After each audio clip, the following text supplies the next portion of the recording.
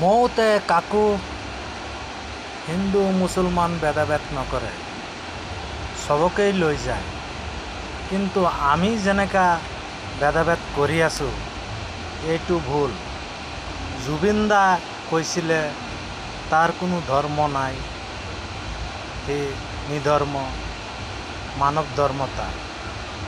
সেইটো কাৰণে মই কৈ আছোঁ, আমি সবাই মিলি ধৰ্ম ভেদাভেদ নকৰি একতা হৈ যাতে দুনিয়াত বসবাস কৰিব পাৰোঁ, সেইটো কাৰণে ৰাইজক অনুৰোধ জনাইছোঁ।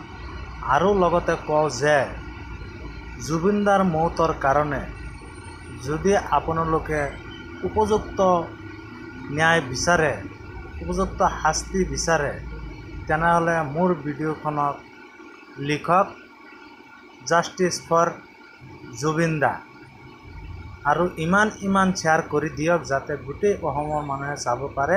বেছিকৈ কমেণ্টত লিখিব পাৰে জাষ্টিছ ফৰ জুবিন গাৰ্গ। মই কওঁ জুবিন দাৰ মৌতৰ কাৰণে যিকেইটা চক্ৰান্ত কৰি জুবিন দাক আমাৰ মাজৰ পৰা হেৰুৱাই পেলাইছে, এইকেইটাক উপযুক্ত শাস্তি হ'ব লাগে, ফাঁচি হ'ব লাগে।